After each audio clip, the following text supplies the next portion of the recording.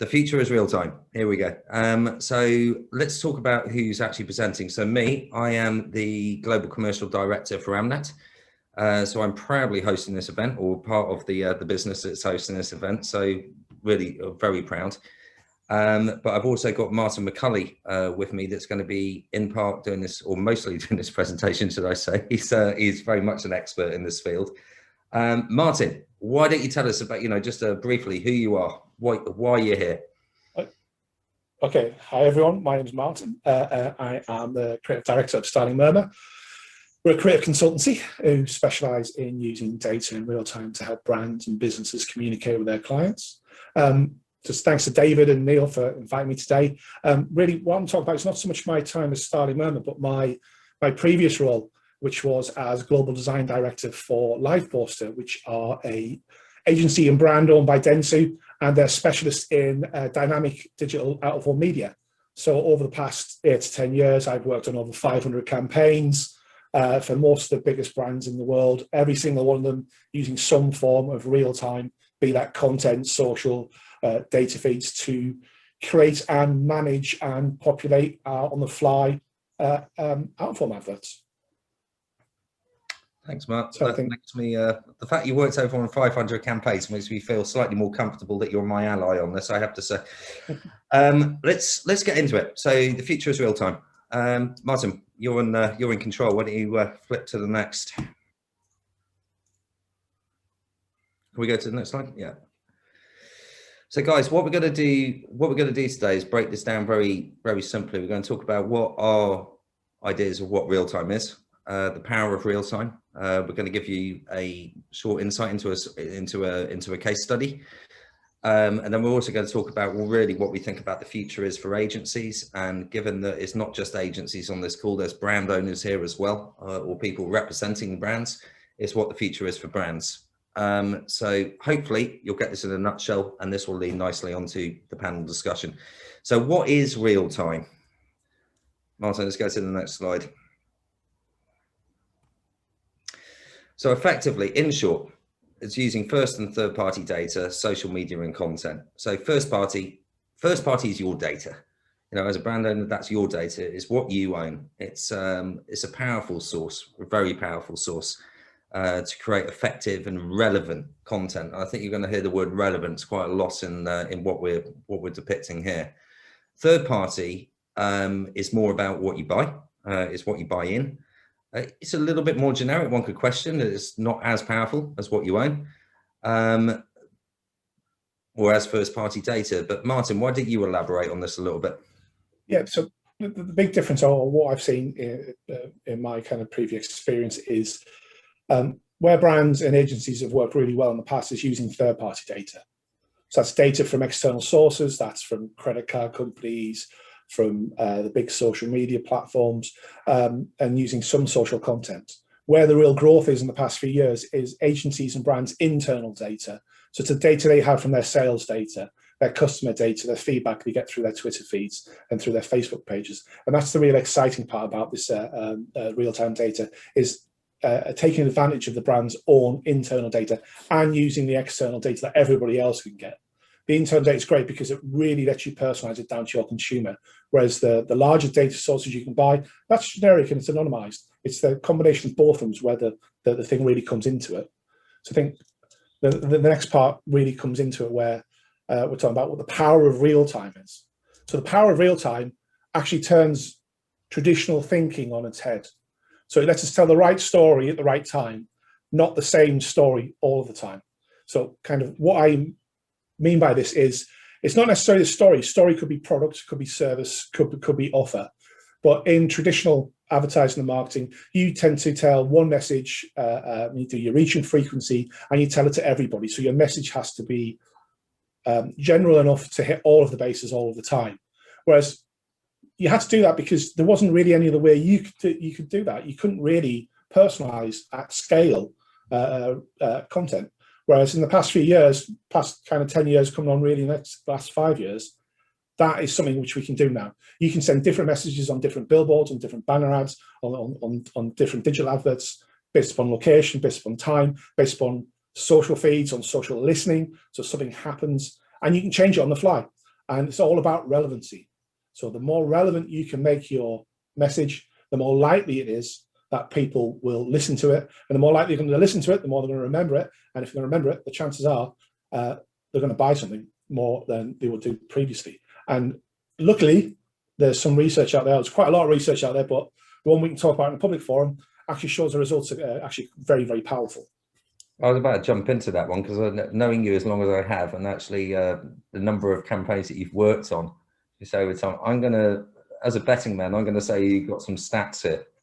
Yeah, we've got some stats. So this next stat, this was probably the most recent and largest look at the effectiveness of relevancy or real-time data on advertising and marketing campaigns.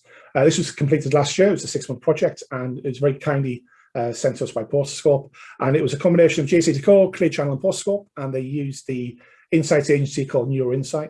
And instead of just doing the regular statistical analysis, they actually used some quite interesting NeuroInsight technology to measure the effect on people's brains of different types of adverts. And the interesting part was when you use relevancy-based advertising or real-time content, where the content is more relevant to the person who's looking at it, you see some quite powerful results. The neuroscience results, which is how it affects people's brains, they saw 18% more engagement on the brain scans. The advert recall went up by 17%, and that translated into a 16% effect on the sales of the products. And this is a study done across a number of real live campaigns. It wasn't content that was created specifically for the research. It was actually live campaigns. That then leads to something more interesting about the creative. By using things which are more relevant, people spend 6% of the time looking at the advert more. The spontaneous ad awareness, where unprompted, they can recall the contents and the brand in the advert, went up by 17%. And the rating consumers gave the creative increased by 6% as well. When we bring that across into linear content, so real time is great. It's not saying it should replace traditional advertising, but it's definitely something that you should be considering doing because it's very, very powerful and can work hand in hand with traditional reach and frequency campaigns and broadcast campaigns. But if you're just using linear content, you can still use real time to choose which piece of content to show at the right time. And if we just, the campaign analysis looked at this, where it was the same content, but just shown at the right time of day. And they saw big increases in the effectiveness of the campaign and a 12% stronger brain response. So an example of this would be where the product changed, but the time of day changed. So the example in the campaign was a drinks-based campaign where an alcoholic drink shown in the weekday morning performed worse than a more relevant advert, which was shown around about the time when most people started to consider having a drink. There was a 14% increase in brain activity on that. A separate campaign which used 2 different products and changed the product to be more relevant, used food products, where if you chose a product on the weekend, which wasn't as relevant for people to eat on the weekend, so maybe sandwiches or snacks that they would have on their lunchtime, but showed a product that they would buy or consume on a weekend, the relevancy went up by 10%. So you can see just from kind of the report itself is really, really comprehensive. And just picking out the headlines here. But you can see the effects here are quite astounding that you can get by just choosing the right message at the right time rather than a generic message all the time.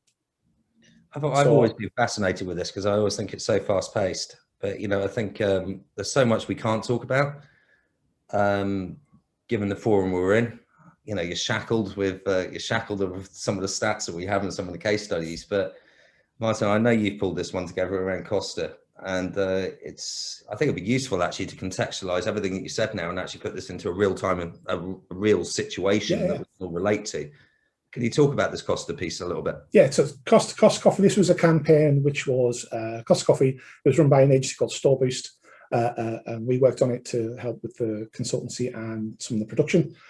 Costa Coffee were trialing a campaign and did a campaign in the Westfield shopping centre in London. And what they did was they installed, or Westfield already has footfall sensors all around its shops. What Costa did was install footfall sensors into their shops. And then it was a very simple campaign. It used time of day, a bank of pre-made messages to prompt people to come into the store when the Costa Coffee outlet was not busy. What happened was campaign ran. If it was in the morning, it would suggest morning snacks. It would suggest croissants and breakfast items in the middle of the day. It would suggest lunchtime snacks in the afternoon, which suggests tea and cakes to share. And in the evening, it would have messaging around about the things that you could do in Westfield. And all that happened was, as soon as the store level dropped by a agreed amount, the programmatic buyer would go out and they would buy a spot on the screens and prompting people with a relevant message to the time of day to come into the store because the store was empty and the queues were down. And the difference was marked. Unfortunately, I can't talk about the sales difference, but it was very, very interesting. The part we can talk about was that the study afterwards showed a 22% increase in prompted ad attribution to the static brand ad. So it's just a static versus a static. So the campaign ran, there was the dynamic advert and there was a static advert, and the dynamic advert performed markedly better than the non-relevant advert did. So we can pretty much confirm that if you got the data and it's used in the right way, this is really powerful.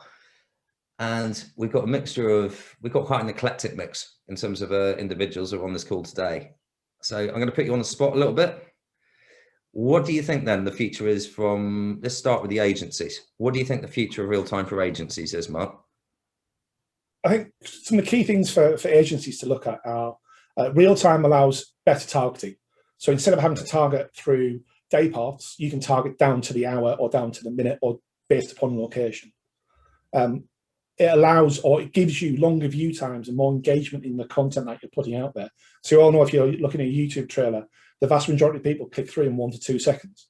A more relevant advert at the start of something like a YouTube video, people will watch it for longer, which is fantastic. It lets agencies look at targeting and personalizing on a mass scale now, which they never really used to be able to do.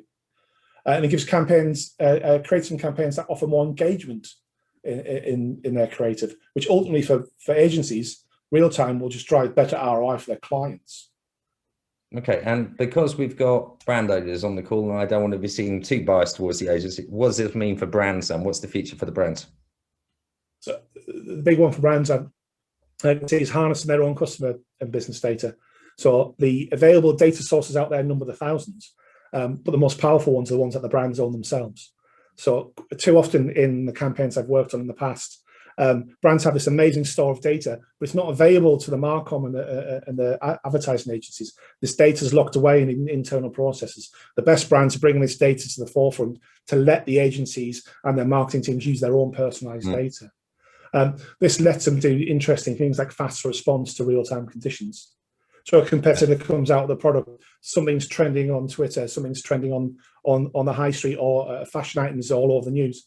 The real-time aspect of campaigns is not instantaneous, but near instantaneous updates to digital creative, so they can get the message out there far, far faster than they used to be able to. And this leads to interesting ideas where brands can start looking at combined marketing spend rather than for individual brands, where they can take advantage of bigger group buys, but then show the most relevant brand in their portfolio or the most relevant product in their portfolio at the right time of day to the right audience that's in front of it. So you get much more, well, essentially, it makes their media spend work far, far harder. So the big thing for brands is your average media spend, you can still spend the same amount of money, but it can give you much better returns than did in the past. Okay, so there's I think this is. Sorry, Martin, carry on. Okay, so this is where it comes down to for both brands and agencies, is telling the right story at the right time, and not the same story all the time. So the key to take away is think about relevancy. Real time lets you be more relevant to your consumer or your client or your customer. You know, it's all about that. How can you be more relevant in their eyes? Because gone are the days where generic messaging wins the day. The new generations coming up want everything about them, and real time lets you target them on an individual basis. There's clearly a need. I mean, there's clearly as a vision, there's some fantastic stats to back it up. So this is the best slide here, you know, so like summarize that then, the future, you know, if you can take all of that data and just summarize it. Well, the summary is adverts that people want to see. That's the summary in the future. Real time gives us content, gives us messaging where it takes it away from the big brand message, which is still important. You still need to do your broadcast and you still need to do your reach and frequency, but it gives a much more one-to-one connection with consumers. It makes them feel special about the brand, or it shows them what the brand means to them in a much more powerful way than a generic message would do.